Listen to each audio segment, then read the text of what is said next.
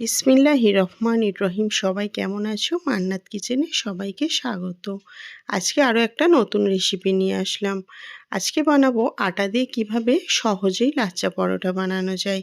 শীতকালে আমরা প্রত্যেককেই কিন্তু রাতে রুটি খাই, তাই রোজের রুটি না খেয়ে যদি একদিন আটা দিয়ে এইরকম লাচ্চা পরোটা বানিয়ে বাড়ির সকলকে খাওয়ানো যায়, তাহলে কিন্তু সবাই প্রশংসা করবে। চলে যাব মূল রেসিপিতে। এই লাচ্চা পরোটাটা বানানোর জন্য আমি এখানে 2 কাপ আটা নিয়েছি। মাত্র 2 কাপ আটা থেকে কিন্তু অনেকগুলো লাচ্চা পরোটা বানানো যায়।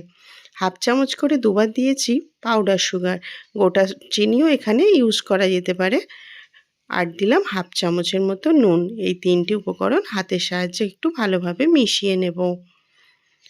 হাতের সাহায্যে একটু ভালোভাবে মেশানো হয়ে গেলে এর মধ্যে দেব 1 চামচ সাদা তেল। সাদা তেলটা দিয়ে আবারও একটুখানি মাখিয়ে নেব তেলের সঙ্গে আটাটাকে। আটাটাকে একটু মেশানো হয়ে গেলে এর মধ্যে হালকা গরম জল দিয়ে এটা একটা সুন্দর ডো বানিয়ে নেব। খেয়াল রাখতে হবে জলটা কিন্তু একটু গরম দিতে হবে। ডোটা বানানো হয়ে গেছে। ডোটা এই অবস্থাতে নিয়ে হাতে আবারও কিছুটা তেল নিয়ে এর ওপরে দিয়ে হাতের সাহায্যে এটাকে রেখে দেবো রেস্টে 5 মিনিটের মতো। যেহেতু এটা আটা তাই বেশিক্ষণ রেস্টে রাখতে লাগে না। 5 মিনিট পর ফিরে আসছি। 5 মিনিট পর আটাটা অনেকটা সফট হয়ে গেছে। আবারও একটু মথে নেব।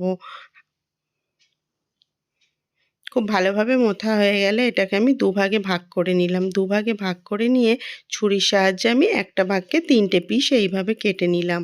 আর হাতের সাহায্যে 3টে গোল শেপ দিয়ে নিলাম। অপরটাও আমি এইভাবে কেটে আরও 3টে শেপ দিয়ে নিয়েছি। সবগুলো একটা গামলাতে তুলে একটা আমি ডো নিয়ে তার মধ্যে কিছুটা আটা ছিটিয়ে একটা রুটির আকারে বেলে নেব। যতটা পাতলা বানানো যায় ততটা পাতলাই কিন্তু বানাতে হবে। বেলে নেওয়ার পর কিন্তু একটা ব্রাশের সাহায্যে আমি পুরো রুটিটার ওপরে ভালো করে তেল ব্রাশ করে নেব। আর যতটা সম্ভব আটা ছড়িয়ে দেব এইভাবে ওপর থেকে। পুরো সাইডটা কিন্তু আটা ছড়িয়ে দিতে হবে। আর ছুরির সাহায্যে সরু সরু করে এইভাবে কেটে নিতে হবে, ঠিক আমি যেভাবে কাটলাম। কেটে নেওয়ার পর কিন্তু যতটা লম্বা করা যায় হাত দিয়ে এইভাবে ঘুরিয়ে আমি লম্বা করে নেব। লম্বা করার পর আবারও এইভাবে একটা গোল শেপ দিয়ে নেব।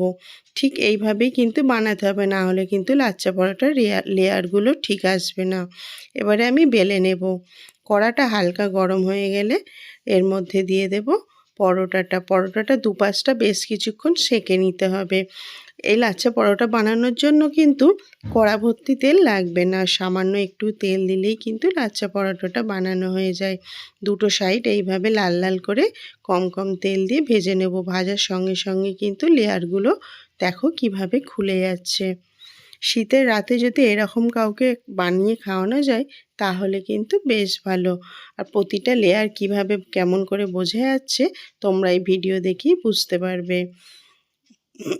আজকের ভিডিওটা তোমাদের কেমন লাগলো আমাকে অবশ্যই কমেন্ট বক্সে জানিও। আর এরকম নতুন নতুন রেসিপি যদি তোমরা দেখতে চাও তাহলে কিন্তু চ্যানেলটিকে সাবস্ক্রাইব করে পাশের বেল আইকনটি টিপে দিও। আল্লাহ হাফেজ।